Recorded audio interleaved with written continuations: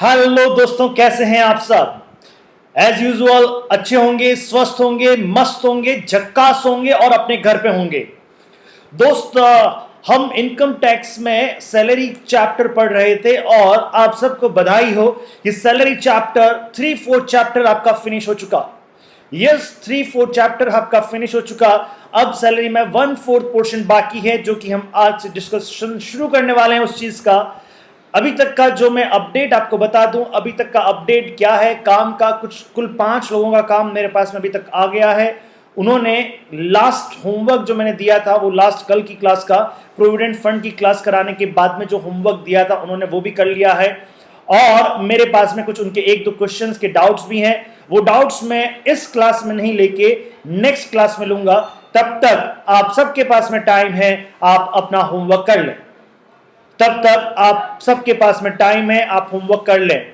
दोस्त, एक तरफ तो हम इतना स्लो चल रहे हैं। अभी आपके पास में मैंने एक और क्लास स्टार्ट कर दी है। In fact we have started 2 more classes in the group 1 costing and accounts.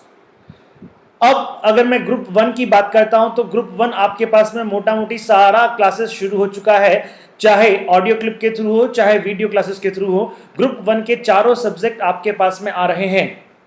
आप उसका होमवर्क, अब ये आप पे रेस्पॉन्सिबिलिटी बन जाता है कि आप उसका होमवर्क बराबर कर रहे हैं या नहीं कर रहे।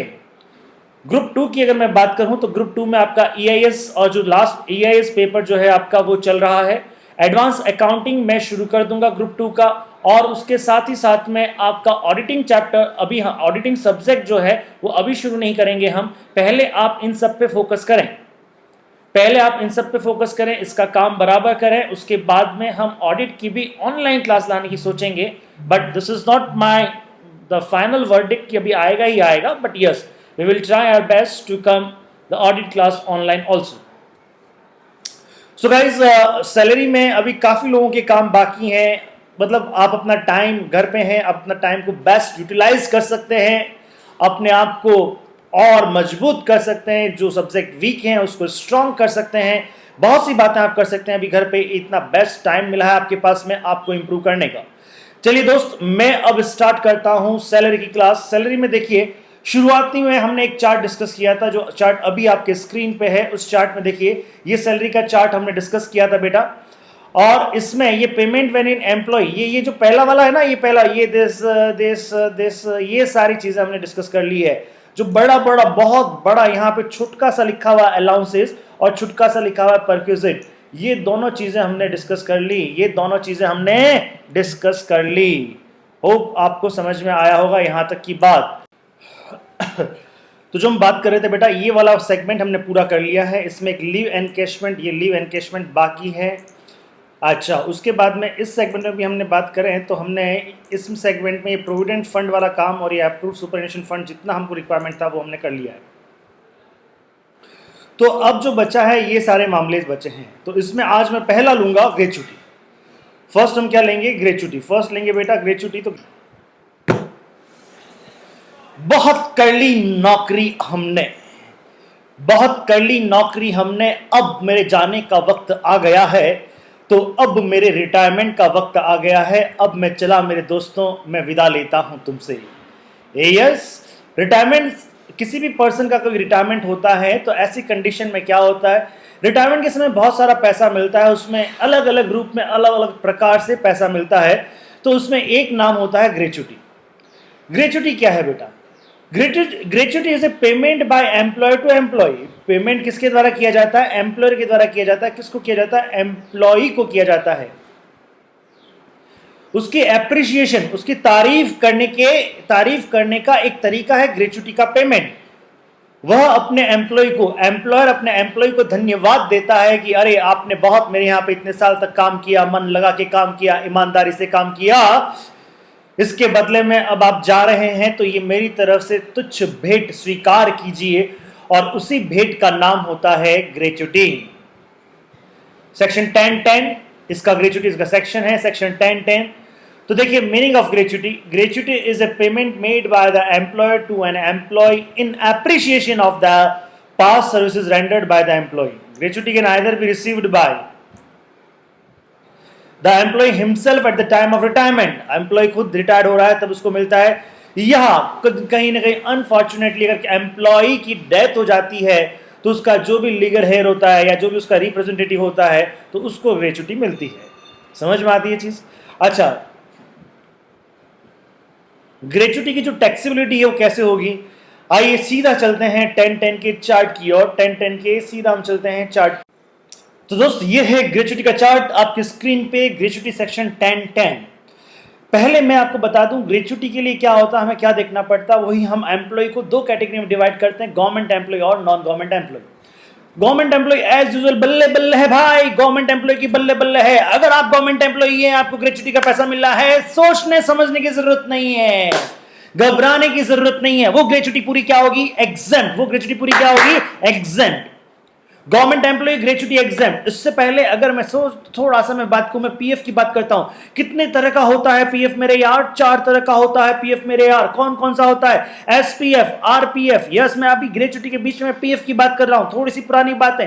एसपीएफ, आरपीएफ, यूआरपीएफ और पीपीएफ। एसपीएफ, आरपीएफ, यूआरपीएफ और पीपीएफ। एसपीएफ किसके लिए, गवर्नमेंट एम्प्लॉयज के लिए, अगेन फुल्ली एग्जेम्प्ट। आरपीएफ किसके लिए, नॉन गवर्नमेंट एम्प्लॉय के लिए, कुछ एग्जेम्प्ट कुछ टैक्सेबिलिटी। और यूआरपीएफ किसके लिए, पता ही नहीं किसके लिए, और क्योंकि उसमें तो बहुत सारी है टैक्सेबिलिटी। तो पीपीएफ किसके लिए, पीपीएफ सेल्फ एम्प्लॉयड पर्सन के लिए। तो यहां पे जो हम बात की, जैसे कि हमारा एसपीएफ था गवर्नमेंट एम्प्लॉयज के लिए, कंट्रीब्यूशन पूरा पूरा क्या होता था, एग्जेम्प्ट होता था। उसी तरह गवर्नमेंट एम्प्लॉय की यहां पर भी बल्ले बल्ले है। अगर कोई गवर्नमेंट एम्प्लॉय है तो उसको ग्रेच्युटी का पैसा अगर मिल रहा है, चाहे जितना भी मिले, लाखों में मिले या करोड़ों में मिले, चिंता नहीं, नो फिकर, because you are the government employee, because you are the government employee. तो बेटा एग्जेम्प्ट है। वो चीज क्या है, एग्जेम्प्ट है मेरे दोस्त, मेरे लाल, मेरे मुन्ने, मेरे जिगर के टुकड़े। गवर्नमेंट एम्प्लॉय के लिए ग्रेच्युटी क्या है, एग्जेम्प्ट है। हाँ जी, यस, यशस्वी, शिवानी और अंकुल, आप तीनों को ये पॉइंट समझ में आया बेटा? बिल्कुल। हाँ जी, यशस्वी ने काम दे दिया, अंकुल ने काम दे दिया। शिवानी काम कब आएगा तुम्हारा, please send your work. Okay, other employees. Other employee की बात करें तो अदर एम्प्लॉय का मतलब क्या हो गया, नॉन गवर्नमेंट एम्प्लॉय। कौन सा हो गया बेटा, नॉन गवर्नमेंट एम्प्लॉय। अच्छा, अब नॉन गवर्नमेंट एम्प्लॉय में अब देखो क्या होता है, जो प्राइवेट एम्प्लॉयर्स होते हैं ना, उन पे किन्हीं एम्प्लॉयर पे यानी किसी किसी ऑर्गेनाइजेशन पे ग्रेच्युटी एक्ट एप्लीकेबल होता है और किसी किसी ऑर्गेनाइजेशन पे ग्रेच्युटी एक्ट एप्लीकेबल नहीं होता है। तो जो बड़े ऑर्गेनाइजेशंस होते हैं जिसमें पूरे साल में किसी भी दिन 20 या उससे ज्यादा लोग काम करते हैं, उसमें क्या होता है, ग्रेच्युटी एक्ट, उन ऑर्गेनाइजेशन पे ग्रेच्युटी एक्ट एप्लीकेबल होता है और उनको ग्रेच्युटी की, अपने एम्प्लॉय के लिए ग्रेच्युटी की व्यवस्था करनी पड़ती है, अपने एम्प्लॉय के लिए ग्रेच्युटी की व्यवस्था करनी पड़ती है। और जो चुन्नू मुन्नू से एम्प्लॉय होते हैं, जैसे मेरे जैसे कोई एम्प्लॉयर होते हैं, एम्प्लॉय नहीं एम्प्लॉयर, जैसे चुन्नू मुन्नू से छोटे से एम्प्लॉयर जो होते हैं, जैसे मेरे जैसे कोई एम्प्लॉयर होते हैं, तो उनको अपने एम्प्लॉय के लिए ग्रेच्युटी की व्यवस्था करने की आवश्यकता नहीं है, लेकिन वो चाहे तो कर सकते हैं, चाहे तो कर सकते हैं, कोई दिक्कत नहीं है। समझ में आ रही है ये बात? तो ग्रेच्युटी एक्ट एप्लीकेबल किसी पे होता है और किसी पे ग्रेच्युटी एक्ट एप्लीकेबल नहीं होता है। दोनों के लिए अलग अलग रूल्स बने हुए हैं, हम इन दोनों को पढ़ेंगे। मेरी बात समझ में आई सब आपको? बिल्कुल समझ में आई है। आइए, अदर एम्प्लॉयज में यानी जो नॉन गवर्नमेंट एम्प्लॉयज है, उनको हमने वापस दो कैटेगरी में डिवाइड कर दिया। Employee covered under the payment of gratuity act 1972 और employee not covered under the payment of gratuity act 1972। एक ऐसे एम्प्लॉयर है जिसपे, एक ऐसे एम्प्लॉयर हैं जिसपे ग्रेच्युटी एक्ट एप्लीकेबल होता है और आप वहां पे जॉब करते हैं तो आप ये फर्स्ट कैटेगरी में आएंगे। और एक ऐसे एम्प्लॉयर है जहां पे ग्रेच्युटी एक्ट एप्लीकेबल नहीं होता है बेटा, तो अगर आप वहां पे जॉब करते हैं तो आप इस सेकंड कैटेगरी में आएंगे। पहले मैं लेता हूं फर्स्ट कैटेगरी। जैसा कि हमारी ये परंपरा रही है कि हम इनकम टैक्स में जब भी एग्जम्पशन की बात आती है तो अधिकतर हम क्या करते हैं, हम कुछ कैलकुलेशंस करते हैं और कहीं कहीं विच एवर इज लेस क्या होता है, एग्जम्प्ट होता है, और कहीं कहीं which ever is less taxable होता है। कहां था which ever is less taxable? Perquisites में, रेंट फ्री एकोमोडेशन में। रेंट फ्री एकोमोडेशन में हमने देखा था विच एवर इज लेस जो होता है वो बेटा क्या होता है, टैक्सेबल होता है। लेकिन जनरली अलाउंसेस में क्या होता है, which ever is less is exempt. यहां पर भी वही बात होगी, यहां पर भी मुन्ना यही बात होगी, which ever is less is exempt. तो कुल मिला के तीन कैलकुलेशन करेंगे, पहला कैलकुलेशन एक्चुअल रिसीव्ड। पहला कैलकुलेशन क्या होगा आपका, actual amount received, actual gratuity का अमाउंट कितना रिसीव्ड है। दूसरा है स्टैंडर्ड लिमिट, जो कि आज की डेट में 20 लाख, ये पहले 10 लाख थी, अभी चेंज हो गया, ये अमेंडमेंट है इस बार का, तो अब इसकी स्टैंडर्ड लिमिट कितनी है, 20 लाख। और तीसरा क्या है, किस में कवर होते हैं साहब, ग्रेच्युटी एक्ट में कवर होते हैं, ग्रेच्युटी एक्ट में कवर होते हैं। अच्छा, एक महीने की जो सैलरी मिलती है, आप मुझे बताइए एक महीने में नॉर्मली दिन कितने होते हैं, एक महीने में नॉर्मली दिन, सर ये क्या पूछ रहे हैं आप, इतना भी नहीं आता कि आपको, अरे बेटा आता है, लेकिन आप तो बताओ एक महीने में कितने दिन होते हैं, सर एक महीने में 31 भी होते हैं, 28 भी होते हैं और 30 भी होते हैं। अरे यार जनरल बात कर रहा हूं, तुम हमेशा गोचेबाजी करते हो। सर जनरली तो एक महीने में 30 दिन होते हैं, जनरली तो एक महीने में क्या माना जाता है, 30 दिन होते हैं। ओके भैया, तो जनरली एक महीने में कितने हुए, 30 दिन हुए, जनरली एक महीने में कितने हुए, 30 दिन हुए। बताओ जनरली एक महीने में कितने संडे होते हैं, सर कहीं 5 भी आते हैं, कहीं 4 भी आते हैं। अरे फिर वही बात कर रहा है यार, तुम समझ में नहीं आ रहा मैं क्या कहना चाह रहा हूं। सर आपने जो आंसर किया, आपने जो क्वेश्चन किया, उसी का आंसर मैं दे रहा हूं बेटा। जनरली 4 संडे होते हैं। हाँ जी, जनरली क्या होते हैं, 4 संडे होते हैं। सपोज आप कहीं पे आप जॉब करते हैं और आपका तनख्वाह है 50,000 रुपया महीने का। You are earning, your salary is 50,000 rupees per month. तो मेरा बच्चा, मेरा बेटा, आप मुझे ये बताओ कि आपको वो सैलरी कितने दिन की मिल रही है, आप कितने दिन काम करते हैं। महीने के 30 दिन होते हैं, 30 दिन में कितना घर पे आराम करते हैं, संडे, 4 संडे। तो वर्किंग डे कितना, 26। तो क्या होता है कि आपको ये जो सैलरी मिल रही है ना, वो आपको 30 दिन की सैलरी नहीं मिलती है। 30 दिन की सैलरी, आप 30 दिन काम नहीं करते हैं, आप 26 दिन काम करते हैं, 26 दिन काम करते हैं, उस 26 दिन के अगेंस्ट में आपको कितना सैलरी मिलता है, वो सैलरी मिलता है आपको पूरे महीने का सैलरी मिलता है। मेरी बात समझ में आई। तो आपको जो महीने का सैलरी मिलता है ना दोस्तों, वो कितना का मिलता है, 26 दिन का मिलता है। कितना का मिलता है, इफेक्टिव 26 दिन का मिलता है। तो मैं कहूं 15 दिन की सैलरी निकालो, मैं क्या कहता हूं, 15 दिन की सैलरी निकालो। मेरी बात ध्यान से सुनना, हे मुन्ना मेरी बात ध्यान से सुनना, इधर उधर नहीं भटक जाना। मैं क्या कह रहा हूं, मैं कह रहा हूं पहला पॉइंट मैंने आपको क्या बताया कि आपको जो इफेक्टिव सैलरी मिलती है वो 26 डेज की मिलती है। कितने की मिलती है, 26 डेज की मिलती है। अब मैंने कहा उस 26 डेज की सैलरी के बेसिस पे 15 दिन की सैलरी निकालो। तो आप क्या कहोगे, जो आपका लास्ट सैलरी है, जो भी आपका सैलरी मिलता है, महीने का जो सैलरी मिलता है, डिवाइड बाय 30, नहीं 30 नहीं, divide by effective date. Effective date कितने हैं आपके पास में, 26। इफेक्टिव डेट कितने हैं बेटा, इफेक्टिव डेट नहीं यार, इफेक्टिव डेज कितने हैं, 26। इफेक्टिव डेज कितने हैं, 26। हाँ जी, तो सैलरी, जो लास्ट सैलरी जो आपको मिल रही है, रिटायरमेंट के समय जो सैलरी मिल रही है, लास्ट में जो आपने सैलरी मिल रहा है, रिटायरमेंट के समय जो सैलरी मिल रहा है, दिस रिटायरमेंट के समय सैलरी सपोज करो 50,000, तो 50,000 divide by 26, 50,000 divide by 26 multiplied by 15, तो ये 15 दिन की सैलरी आ गई। ये क्या आ गई बेटा, 15 दिन की सैलरी आ गई। अच्छा, अब ये जो 15 दिन की सैलरी आई ना, इसको मल्टीप्लाई करना है। सुनो है दुनिया वालों, इस 15 दिन की सैलरी को मल्टीप्लाई करो। किससे मल्टीप्लाई करोगे, अरे समझो, मैं समझा रहा हूं, स्क्रीन की तरफ मत देखो, मेरी तरफ देखो, समझो मैं समझा रहा हूं। तो इसमें क्या होगा, नाउ अगर मैं बात कहता हूं दिस इज 15 डेज की सैलरी निकाल ली आपने, उसको मल्टीप्लाई बाय करना है, multiplied by number of years you are giving the services, number of years you have given the services to the employer. और अगर मैं बात कहूं तो नंबर ऑफ कंप्लीटेड ईयर्स। अब मेरी बात समझना, अगर कहीं पर आपने 7 साल काम किया है तो 15 दिन की सैलरी आपकी आ गई, 15 दिन की सैलरी आपकी आ गई मल्टीप्लाइड बाय 7, 15 दिन की सैलरी आ गई मल्टीप्लाइड बाय 7। कहीं पे आपने 8 साल काम किया, 15 दिन की सैलरी आ गई, 15 दिन की सैलरी वैसे ही निकलेगी, फिर 15 दिन की सैलरी वैसे निकलेगी। कैसे निकलेगी, last drawn salary upon 26 multiplied by 12 multiplied by 15 इसको मैं ऐसे भी बोल सकता हूं 15 by 26 multiplied by last drawn salary. ये भी कह सकता हूं मेरे मन में, कोई गड़बड़ाने की बात नहीं है। तो इसको मैं ये जो 15 दिन की सैलरी आई है उसको मैं मल्टीप्लाई करता हूं। इसको मैं क्या करता हूं बेटा, मल्टीप्लाई करता हूं। किससे मल्टीप्लाई करता हूं, number of years completed, number of completed years. एक बार मेरे साथ बोल जाएगा, यस रस बोल रही है, एक बार बोल, नंबर ऑफ कंप्लीटेड ईयर्स। सुमन कहां है, तू भी बोल, number of completed years. Yes मेरी जान, नंबर ऑफ कंप्लीटेड ईयर्स। समझ में आ रही बात। अब ये कंप्लीटेड ईयर्स क्या है, अरुण और वरुण, कंप्लीटेड ईयर्स क्या है बेटा, कंप्लीटेड ईयर्स का मतलब होता है, अभी मैं बताता हूं, जैसे सपोज 8 साल कंप्लीटेड ईयर्स। अगर आपने सपोज कीजिएगा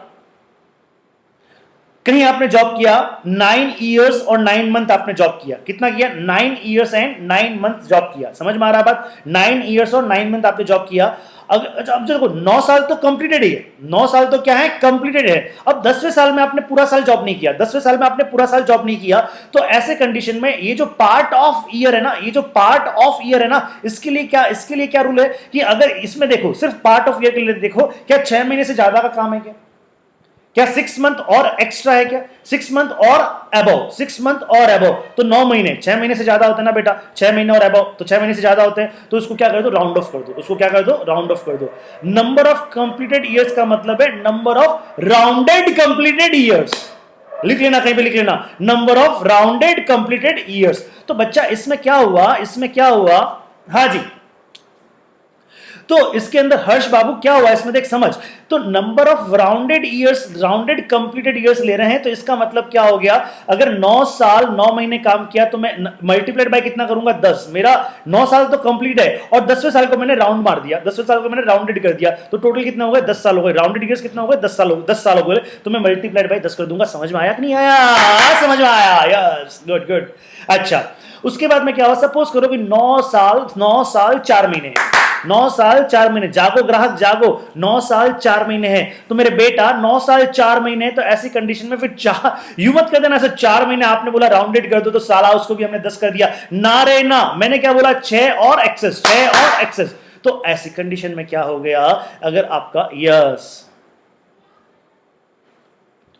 लेकिन अब यहां पे ना मजे की बात, मुद्दे की बात क्या है, कहीं कहीं पे 6 और एक्सेस है और कहीं पे मोर देन 6 है, कहीं पे क्या है, मोर देन 6 है, कहीं पे क्या है, मोर देन 6 है, जैसा जैसा भी होगा हम वैसा करेंगे। अभी हम 6 और एक्सेस करते हैं, समझ में आ रही बात, 6 या उससे ज्यादा अपन वो करेंगे, हाँ समझ में आ रही है चीज। तो यहां पे ये पॉइंट समझ में आया, तो देखो 15/26 into last drawn salary, 15/26 into last drawn salary, ये जो है ये और ये 15/26 इंटू लास्ट ड्रॉन सैलरी, ये क्या है, 15 दिन की सैलरी हमने निकाल दी, इंटू किया, ये इंटू है, ये एक्स नहीं है, ये क्या है, इंटू है, इंटू किया हमने, इंटू नंबर ऑफ ईयर्स, अबे इंटू, ये कहाँ चला गया Bantu, into number of years completed, number of years completed services और पार्ट देयर ऑफ, यानी अब यहाँ पे नंबर ऑफ कंप्लीटेड ईयर्स का मतलब क्या है, ये देखो कंप्लीटेड ईयर्स का मतलब क्या है, मोर देन 6 मंथ, हम अभी 6 और मोर देन लेंगे, 6 एंड मोर देन लेंगे, लेकिन चलो अभी लिखा है, अपन बाद में डिस्कस कर लेंगे इसके बाद में। 6 month shall be, more than 6 month shall be, more than 6 month shall be taken as a completed years. ये समझ में आता है बेटा जी? सर बिल्कुल समझ में आता है। अच्छा, ये हमने लास्ट ड्रॉन सैलरी, अब सैलरी में क्या क्या इंक्लूड करेंगे, सैलरी में सिर्फ 2 चीजें, बीडी, बीडी, बीडी, बीडी का मतलब बीडी नहीं बेटा पीने वाली, बीडी, बीडी का मतलब क्या है, बेसिक और डीए, बेसिक और डीए, अरे सीडीए नहीं है, ध्यान रखो, बेसिक और डीए, बेसिक और डीए, बेसिक और डीए, क्या है भैया, बेसिक और डीए, समझ में आया, बेसिक और डीए। तो यहाँ पे 3 कैलकुलेशन, छोटी सी प्यारी सी कैलकुलेशन है। पहला क्या है, एक्चुअल अमाउंट रिसीव्ड, दूसरा क्या है 20 लाख रुपीज, और तीसरा क्या 15/26 multiplied by the last drawn salary multiplied by the number of completed years. और कंप्लीटेड ईयर्स का मतलब क्या है, 6, और अगर लास्ट में क्या होता है 6 और उससे ज्यादा महीना होता है तो उसको हम राउंड ऑफ कर देते हैं और नेक्स्ट ईयर में कंप्लीट कर देते हैं। आपको मेरी बात समझ में आई या नहीं आई? सर हमें आपकी बात समझ में आ गई, आगे बढ़िए, थैंक यू। अब देखिए, ये इसमें से जो भी सबसे कम होगा वो क्या होगा, एग्जेम्प्ट होगा, जो भी सबसे कम होगा क्या होगा, एग्जेम्प्ट होगा। मान लो आपका एक्चुअल अमाउंट रिसीव हुआ 10 लाख रुपए का, कितने का रिसीव हुआ बेटा, 10 लाख रुपए का एक्चुअल अमाउंट रिसीव कितने का हुआ, 10 लाख का हुआ, और आपने कैलकुलेशन किया तो उसमें 7 लाख आया। लिस्ट ऑफ द फॉलोइंग में थर्ड में कितना आया, 7 लाख आया। तो देखो पहला क्या हो गया, 10 लाख, पहला क्या हो गया 10 लाख, दूसरा क्या हो गया 20 लाख, तीसरा क्या हो गया 7 लाख। अरे मान लो ना, एग्जांपल दे रहा हूं यार, इसमें क्यों दिमाग लगा रहे हो। पहले में क्या है आपका 10 लाख, दूसरे में क्या है 20 लाख, और तीसरे में क्या है 7 लाख।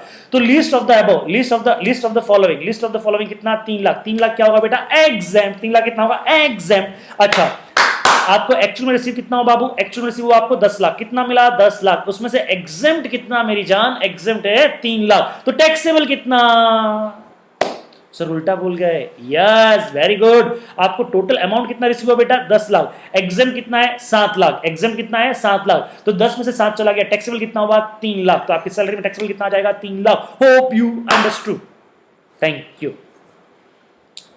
सर थोड़ा धीरे नहीं बोल सकते, इतना फास्ट बोलने की कहां जरूरत है, हमें भी आसानी से समझ में आए। ठीक है बेटा, अब मैं धीरे बोलूंगा, आपकी बात मुझ तक पहुंच गई, चिंता ना करें।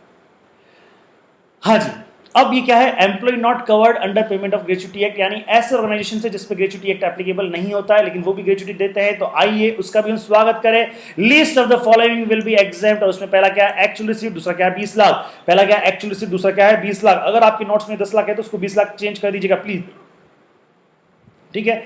अच्छा, ये जो हमने बातें की थी ना, पहले बात की थी तीसरे में कि भैया 26 दिन और ये सारी बातें इफेक्टिव, ये क्या है, इफेक्टिव सैलरी हमको 26 दिन की मिलती है, ये सब मिलती है, ये सब कहाँ है, बड़े ऑर्गेनाइजेशन में। ये सब बातें कहाँ पे होती हैं, बड़े ऑर्गेनाइजेशन में सारी बातें होती, छोटे में क्या है, अरे क्या 20-25 दिन की बात करता है यार, अपना तो half month salary, half month salary. अब ये हाफ मंथ सैलरी कौन सा होता है, यहां पे एवरेज सैलरी होता है। कौन सा होता है, half month average salary, half month average salary. तो अब इसके लिए देखो क्या करना पड़ेगा, पहले आपको एवरेज सैलरी निकालना पड़ेगा। पहले आपको क्या निकालना पड़ेगा, एवरेज सैलरी। इसमें ध्यान रहे, इस 30 कैलकुलेशन में सबसे पहले अपने को क्या निकालना पड़ेगा, सबसे पहले अपने को बेटा एवरेज सैलरी निकालना पड़ेगा सारा। तो एवरेज सैलरी का मतलब क्या हुआ, पहले हम समझे एवरेज सैलरी। और सैलरी में भी देखो समझो, एवरेज सैलरी तो निकालेंगे तो इसमें हम सैलरी का मीनिंग भी समझे। पहले हम किसका मीनिंग भी समझे, सैलरी का मीनिंग भी समझे। तो हमें सैलरी का मीनिंग समझना है, पहले सैलरी का मीनिंग समझेंगे, सैलरी में क्या क्या इंक्लूड होता है, फिर एवरेज सैलरी कि एवरेज सैलरी का मतलब क्या होता है, तो वो एवरेज सैलरी निकालेंगे।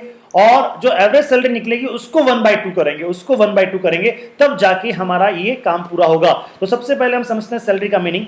तो सैलरी का मीनिंग क्या है, basic plus DA plus percentage commission, यानी बीसीसी। अब यहाँ डीए कौन सा है, ये ध्यान रहे, डीए है सीडीए। डीए कौन सा है आपका, CDA, basic plus CDA plus percentage commission, basic plus CDA plus percentage commission.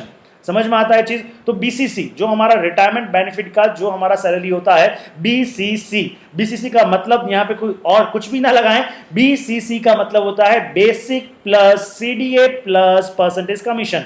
Guys यहां पे हमने ये सैलरी की बात की। अब एवरेज सैलरी, तो ये आपको सैलरी का मतलब समझ में आया। पहला हमको सैलरी का काम करना होता है, सैलरी का काम ये आपको समझ में आया, होप आपको समझ में आ गया। अच्छा साहब, उसके बाद में क्या हुआ, उसके बाद में क्या है, एवरेज सैलरी। देखो एवरेज सैलरी का मतलब क्या है, salary for 10 months immediate preceding the month in which such event occur. इसका मतलब क्या होता है समझते हैं, ये बड़ा बड़ा मुद्दा है, समझने लायक बात है। हमने कहा कि भैया हम पहले एवरेज सैलरी निकालेंगे, तो एवरेज सैलरी के लिए हमने देखा सैलरी में क्या क्या इंक्लूड करते हैं। सैलरी में इंक्लूड करते हैं बेटा बीसीसी। उसके बाद में एवरेज, कितने महीने का एवरेज लेना है, तो 10 महीने का एवरेज लेना है। कितने महीने का एवरेज लेना है, 10 महीने का एवरेज लेना है। वो 10 महीने कौन से होंगे, तो समझो जिस डेट को, जिस महीने में आपका रिटायरमेंट हुआ है, जिस महीने में आपका रिटायरमेंट हुआ है, तो देखिए salary for 10 months, salary for 10 months immediately preceding the month in which such event occur. Event कौन सा, रिटायरमेंट का। इवेंट कौन सा, रिटायरमेंट का। जिस महीने में आपका रिटायरमेंट हुआ है, मान लो आपका रिटायरमेंट हुआ है, सपोज करो दिसंबर में। कब हुआ रिटायरमेंट आपका, 5 दिसंबर में आपका रिटायरमेंट हुआ है, तो दिसंबर को छोड़ दो और नवंबर से बैक स्लैश में 10 महीने काउंट कर लो। नवंबर से बैक स्लैश में 10 महीने काउंट करो तो कहां से कहां तक हो जाएगा, आई थिंक ये हो जाएगा आपका फरवरी। हाँ, नवंबर से पीछे से जा रहे, पीछे से तार खींचेंगे, नवंबर से पीछे से तार खींचेंगे। देखिए जनवरी के बाद फरवरी आता है, फरवरी के बाद क्या, फरवरी मार्च अप्रैल मई जून जुलाई अगस्त सितंबर अक्टूबर नवंबर, ये 10 महीने। तो इस 10 महीने की सैलरी हम लेंगे, ये 10 महीने की basic plus CDA plus percentage commission इन 10 महीनों का ऐड करेंगे और डिवाइड बाय 10 कर देंगे, तो वो क्या आ जाएगा, एवरेज सैलरी। तो वो क्या आ जाएगा, एवरेज सैलरी। तो सबसे पहले एवरेज सैलरी में हमने सैलरी का मतलब समझा और सैलरी में क्या इंक्लूड होता है उसको हमने देखा। फिर हमने एवरेज सैलरी लिया कि एवरेज सैलरी का मतलब क्या होता है, 10 महीने का एवरेज सैलरी, ये समझ में आ गया ना। उसके बाद में मेरे नन्हे मुन्ने बालक ये करना है, उसके बाद में मेरे नन्हे मुन्ने बालक ये करना है, समझ में आ गई बात। तो फर्स्ट है सैलरी, फिर है उसका एवरेज, फिर है उसका हाफ मंथ। ये जब आपके पास में आ जाएगा, ये जब आपके पास में आ जाएगा तो इसको आपको मल्टीप्लाई करना है number off fully completed years, number off fully completed. ये देखो बेटा फुल्ली, इस फुल्ली को मैं हाईलाइट करता हूं, इस फुल्ली को मैं इससे हाईलाइट करूं, किससे हाईलाइट करूं, इससे हाईलाइट करता हूं, फुल्ली और कंप्लीटेड, फुल्ली, और इसको भी मैं इससे हाईलाइट करता हूं, फुल्ली कंप्लीटेड, और इसको मैं कुछ और थोड़ा सा आपके लिए मैं कुछ कर देता हूं, that is fully completed. Anyways समझ में आया चीज़। तो फुल्ली कंप्लीटेड ईयर्स आपको समझ में आना चाहिए, फुल्ली कंप्लीटेड ईयर्स आपको समझ में आना चाहिए, दैट इज फुल्ली, समझ में आ रही बात। तो अब यहाँ पे फुल्ली कंप्लीटेड ईयर्स का मतलब क्या है, इससे पहला वाला भाई जो था उसमें तो क्या करता था, 6 महीने से ज़्यादा है तो क्या करता, वो नेक्स्ट ईयर में कन्वर्ट कर देता, 6 या 6 महीने से ज़्यादा है तो क्या करता है, नेक्स्ट महीने में कन्वर्ट कर देता। लेकिन इस भाई ने क्या किया, इस भाई ने कहा नहीं भैया, अगर तुम्हारा पूरा साल है, अगर तुमने 9 साल 11 महीने काम किया, अगर तुमने 9 साल 11 महीने काम किया, 9 साल 11 महीने काम किया, तो भी आपका 10वां साल कंप्लीट नहीं है, तो हम क्या करेंगे, उसको छोड़ देंगे, हम 9 साल ही लेंगे। समझ में आया, हे भाई आपको समझ में आना चाहिए। तो देखो आपको अब बाबू आपको अब मैं ये सबको मैं इस सबको एक साथ सेलेक्ट करता हूं। ये क्या है आपका ग्रेच्युटी एक्ट में एप्लीकेबिलिटी है या नहीं है। अगर ग्रेच्युटी एक्ट एप्लीकेबल है तो पहले दो तो सिंपल है। तुम इसको कैसे डिफरेंशिएट करोगे। अगर ग्रेच्युटी एक्ट एप्लीकेबल है ना, ग्रेच्युटी एक्ट किस पे एप्लीकेबल होता है, जो पढ़े लिखे इंसान होते हैं, बड़ा ऑर्गेनाइजेशन होता है, ज्यादा पढ़े लिखे होते हैं, वहां पे ग्रेच्युटी एक्ट एप्लीकेबल होता है। और जो ज्यादा पढ़े लिखे होते हैं ना वो ये सारी बातें करते हैं, नहीं नहीं हमको तो 15 दिन की सैलरी निकालनी, लेकिन 15 दिन तो यार वो सैलरी तो हमारा इफेक्टिव सैलरी 26 दिन का है। ये सारी बातें पढ़े लिखों को ज्यादा समझ में आती है, वो चूंचा ज्यादा करते हैं। समझ में आ गई बात। तो ग्रेच्युटी एक्ट एप्लीकेबल होता है 15/26 इनटू लास्ट ड्रॉन सैलरी और into completed years into rounded completed years आप कह सकते हैं उसको। समझ में आ रहा है ये चीज। हाँ जी। और अगर ग्रेच्युटी एक्ट एप्लीकेबल नहीं है तो सीधा सीधा कहता है हाफ मंथ सैलरी, और वो एवरेज सैलरी में बिलीव कर लेते हैं। किसमें बिलीव कर लेते हैं, एवरेज सैलरी में। इसमें थोड़ा सा अमाउंट कम आता है, इसमें जो है ना, जिसमें ग्रेच्युटी एक्ट एप्लीकेबल नहीं होता इसमें थोड़ा अमाउंट क्या आता है, कम आता है। क्यों, देखो एक तो हाफ मंथ सैलरी है, हाँ हाफ मंथ सैलरी है, और उसके बाद में एवरेज सैलरी कर दिया, उसके बाद में क्या number off fully completed years कर दिया, तो इस थर्ड में थोड़ा सा कैलकुलेशन कम होता है। तो ये सीधे भोले भाले लोग होते हैं, छोटी कंपनी में काम करते हैं, इनको हम आराम से समझा सकते हैं, इनको कोई भी दिक्कत नहीं होती है। मैं ये सिर्फ समझने के लिए, मैं आपको याद रखने के लिए, डिफरेंशिएट करने के लिए बात कह रहा हूं। समझ में आ गई ये चीज। तो चलिए मेरे बच्चे, आपको ये चीज समझ में आ गई होगी। Which charge less is exempt होता है, बाकी जो अमाउंट एक्चुअल रिसीव्ड होगा उसमें से जो एग्जेम्प्ट अमाउंट होगा उसको हम लेस कर देंगे तो क्या आ जाएगा, टैक्सेबल अमाउंट आ जाएगा। Hope you understood. आइए जरा इसका एक क्वेश्चन देखें, question number 58। Mr. X employed in ABC Limited getting basic pay 18,000 per month, but it was increased rupees 24,000 per month with effect from 1/7/2019। ध्यान रहे 1/7/2019 से। हे दुनिया वालों सुन लो, समझ लो, 1/7/2019 से मिस्टर एक्स की सैलरी बढ़ गई है। पहले कितनी थी, 18,000, और अब कितनी हो गई मेरे दोस्त, अब हो गई है 24,000 रुपया पर मंथ। डीए कितना है इनका, 6,000 पर मंथ है, but it was increased to rupees 9,000 per month with effect from years. जब सैलरी बढ़ी तो डीए भी बढ़ गया। 50% of DA from part of the salary. The employee was retired on 10 जनवरी को रिटायर्ड हुआ। After serving the come employers of 20 years and 10 month. हाँ जी। तो अगर ये ग्रेच्युटी एक्ट एप्लीकेबल होता है तब तो क्या हो जाएगा 20, तब तो क्या हो जाएगा बेटा 20 कंप्लीटेड ईयर्स लेते हैं ना राउंडेड, तब तो क्या हो जाएगा, क्या बताओ क्या हो जाएगा 21। और ग्रेच्युटी एक्ट एप्लीकेबल नहीं होता है तब क्या हो जाएगा आपका, दैट इज 20। समझ में आता है। अच्छा साहब, the employee has paid him gratuity rupees 9,10,000 and the employee was covered under payment of the gratuity act. किसमें कवर्ड होता है, payment of the gratuity act में एप्लीकेबल होता है। बताइए टैक्सेबिलिटी। चलिए आइए पहले बात करें। हाँ अब देखिए हम कौन से ईयर की बात करेंगे। हमारा जो ईयर होगा, अगर मैं बात करूं कब रिटायर्ड हुआ है, वह रिटायर्ड हुआ है भाई साहब कब, 10/3/2020 को रिटायर्ड हुआ है। कब रिटायर्ड हुआ है, 10/3/2020 को रिटायर्ड हुआ है। तो अगर मैं यहां पे कहूं तो मेरा फाइनेंशियल ईयर कौन सा होगा, देखिए मैं यहां से लिख रहा हूं, मेरा फाइनेंशियल ईयर कौन सा होगा, मेरा फाइनेंशियल ईयर होगा मेरे बच्चे, मेरा फाइनेंशियल ईयर, मेरा मुन्ना, मेरा फाइनेंशियल ईयर कौन सा होगा बेटा, वो होगा फाइनेंशियल ईयर 2019-20 मेरा फाइनेंशियल ईयर होगा। समझ में आ रही है। और मेरा प्रीवियस ईयर कौन सा होगा, अरे sir previous year financial year की तो होता है। यस बच्चा, मेरा असेसमेंट ईयर कौन सा होगा, असेसमेंट ईयर होगा मेरा 2020-21। ये समझ में आया ना आपको। हे बेटू ये समझ में आया नहीं आया, आया सर आया, बिल्कुल आया, आप तो आगे बढ़ो। समझ में आ रहा है चीज। अच्छा तो अब देखो मेरा फाइनेंशियल ईयर में देखो मुझे मेरा जो सैलरी मुझे कितना मिला, मैं 10 तारीख को रिटायर्ड हो गया, मैं 10 जनवरी को रिटायर्ड हो गया, तो मुझे सैलरी भी कहाँ तक मिली होगी, 10 जनवरी तक भी मिली होगी। स्टार्ट फाइनेंशियल कब से होता है, 1 अप्रैल से। तो 1 अप्रैल से देखो, या अगर मैं यहाँ पे देखूं 1 अप्रैल से लेके 1/7/2019, 1 अप्रैल से लेके 1/7 यानी कि अप्रैल मई जून 3 महीने की सैलरी मुझे पुरानी मिली हुई 18,000 के हिसाब से। ये देखो बेसिक पे 3 महीने का 18,000 के हिसाब से। समझ में आ रहा, समझ में आया ना। उसके बाद में क्या हुआ, कि अब आपका जुलाई अगस्त सितंबर अक्टूबर नवंबर दिसंबर, जुलाई अगस्त सितंबर अक्टूबर नवंबर दिसंबर, 6 महीने मेरे को बढ़ी हुई सैलरी मिलेगी। ये देखो 6 महीने मेरी बढ़ी हुई सैलरी मिली आपको। तो 24,000 इंटू 6 कितना होता है आपका, ये आप इसको प्लस कर देंगे। अच्छा उसके बाद में 10 तारीख को रिटायर्ड हो गया, मैं 10 को रिटायरमेंट हो गया मेरा, तो 10 दिन की सैलरी मिलेगी। जब रिटायरमेंट अब सुबह हुआ है शाम को हुआ, बताओ रिटायरमेंट कब होता है, सुबह या शाम को माना जाता है। जिस दिन रिटायर्ड होता है उस दिन की सैलरी भी मिलती है। तो और ऑन एंड एवरेज महीने में कितने दिन होते हैं, 30 दिन होते हैं। तो अब आपको हाँ मैं मानता हूँ बेटा, जनवरी में 31 होता है, लेकिन नॉर्मली यूजुअली आपको 30 दिन लेना है तो भी आप चल जाओगे। हाँ 31 लोगे तो भी कोई दिक्कत नहीं, पर नीचे नोट लगा देना, ठीक है। तो उस दिन जो आपका जनवरी महीना उसका 10 दिन का सैलरी ये मैंने लिया, तो ये टोटल इसको मैंने कैलकुलेट करके मैंने इसको प्लस कर दिया, इट कम्स माई 2,06,000। कितना आया बेटा? ये 2,06,000 बेसिक सैलरी। समझ में आया आपको? उसी तरह डीए का कैलकुलेशन हो जाएगा, और ये डीए का कैलकुलेशन ये रहा, डीए का कैलकुलेशन होप ये भी आपको समझ में आया होगा। ग्रेचुटी की बात करते हैं बेटा, ग्रेचुटी की बात करते हैं। ग्रेचुटी, हाँ जी, तो employee was covered under gratuity act, employee was covered under gratuity act. क्या है हमारा चार्ट? ग्रेचुटी एक्ट में कवर्ड होता है तो पहला क्या है? एक्चुअल अमाउंट रिसीट, फिर 20 लाख, और फिर ये सब कुछ है 15 लास्ट ऑन सैलरी। चलिए तो अब इसमें देखते हैं, पहला क्या है आपका? Actual received. एक्चुअल रिसीव्ड कितना है? 9,10,000। समझ में आ रहा है? दिस इज, ये क्या है आपका? दिस इज ये आपका एक्चुअल रिसीव्ड है। हाँ जी, this is your actual received. कितना हो गया? 9,20,000। और ये क्या है आपका? स्टैंडर्ड लिमिट है। ये क्या है आपका? स्टैंडर्ड लिमिट है आपका। तो दिस इज कॉल्ड, ये क्या है आपका? 20 लाख। ये समझ में आता है? चलिए थर्ड, हाँ अब वो क्या कहता है? Last drawn salary. क्या कहता है यहाँ पे? Last drawn salary.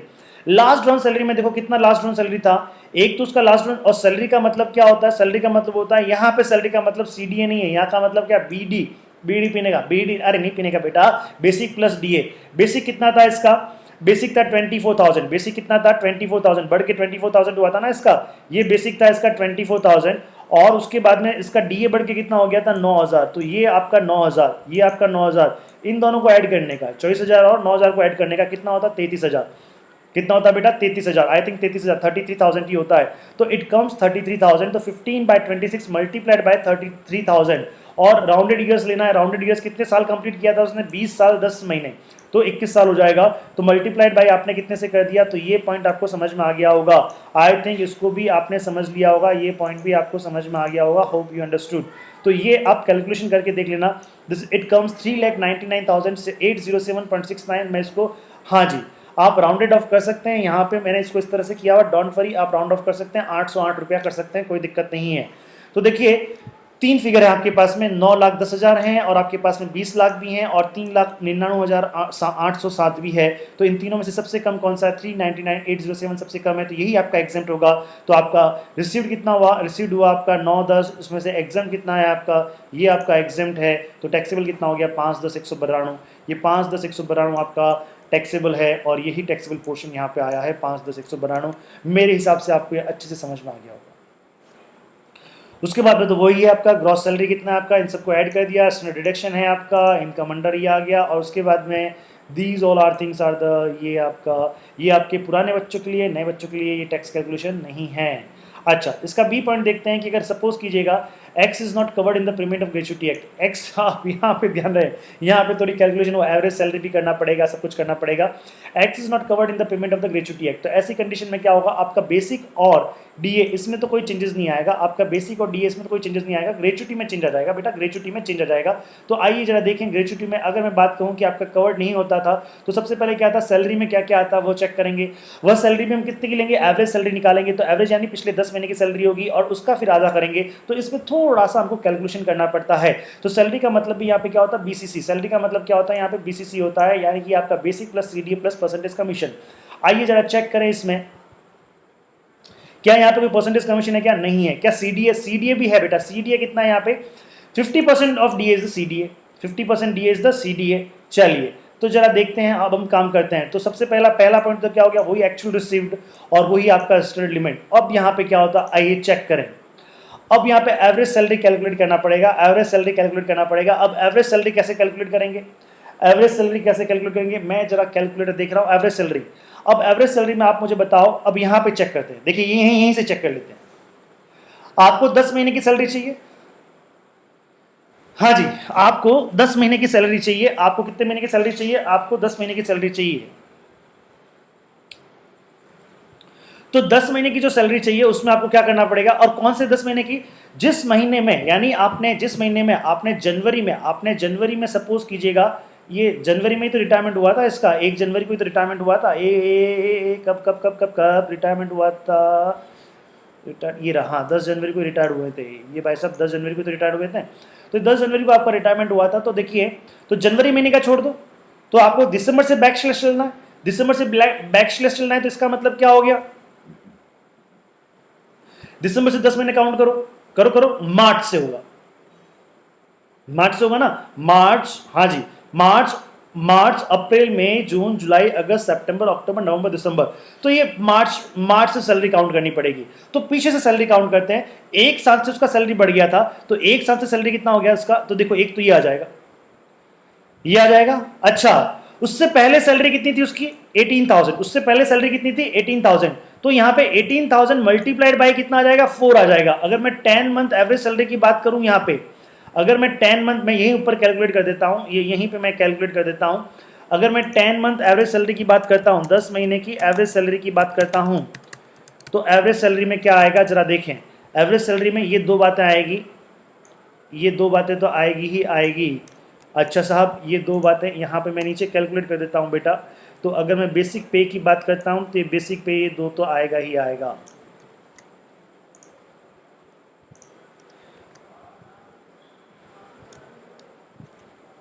समझ में आ रहा है चीज, ये बेसिक पे तो आपका 2 महीने का आ ही गया, लेकिन यहाँ पे अब ध्यान रहे, यहाँ पे अब क्या होगा, यहाँ पे ये जो 3 है ना ये 4 हो जाएगा, क्योंकि भाई 6 महीने की सैलरी तो ये हो गई, पिछले 6 महीने की सैलरी तो ये हो गई, अब उससे पिछले कितने महीने की सैलरी चाहिए, 4 महीने की चाहिए ना।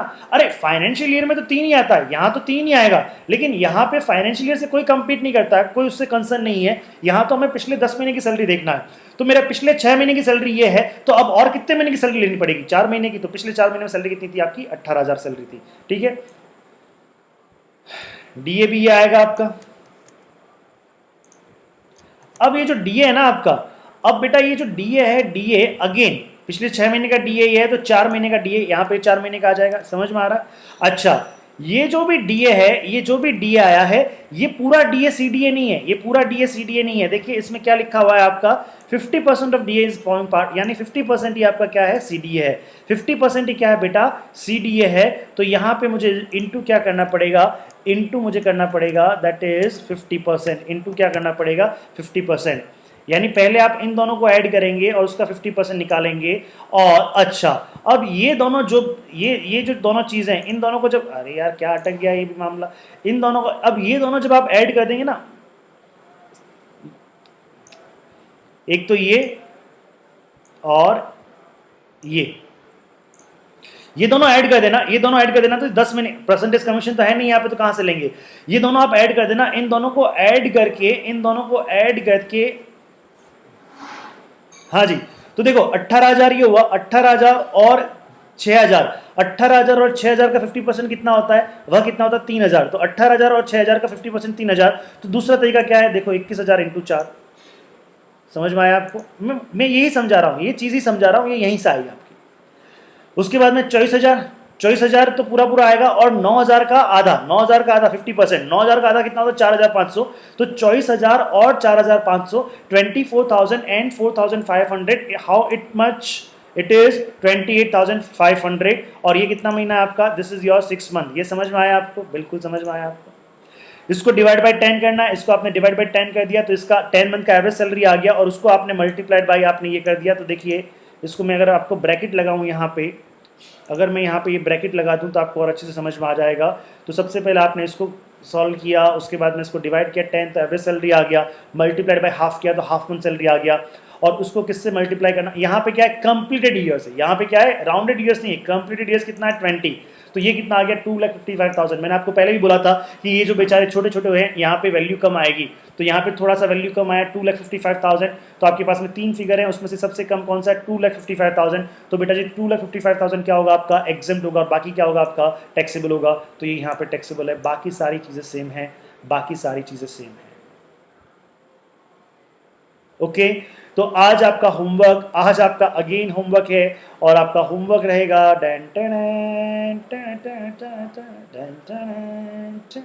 होमवर्क है बेटा जी क्वेश्चन नंबर 26 तक। सो योर टुडेज होमवर्क आपका आज का होमवर्क है up to question number 61, up to question number 61। समझ में आ रहा है भैया जी, नहीं आ रहा है, बिल्कुल आ रहा है। तो आज हमने क्या देखा, आज हमने रिटायरमेंट बेनिफिट देख लिया, तो ये होमवर्क कल का था, और आज का होमवर्क क्या है, आज का होमवर्क है आपका दैट इज क्वेश्चन नंबर 58 से लेके क्वेश्चन नंबर 61, क्वेश्चन नंबर 61, बराबर क्वेश्चन करते रहो बेटा, बराबर क्वेश्चन करते रहो, ठीक है। तो मैं आज का ये सेशन यहीं पे समाप्त करता हूं। आप इसको देखें, एंजॉय करें, क्वेश्चंस करें और मस्त रहें। जितना करवाया जा रहा है उसको अच्छे से करें, जो मिल रहा है उसको अच्छे से करें। ये ना करें कि जो नहीं हो रहा है उसके बारे में आप टेंशन लें। जो किया जा रहा है उसको बहुत अच्छे से करें।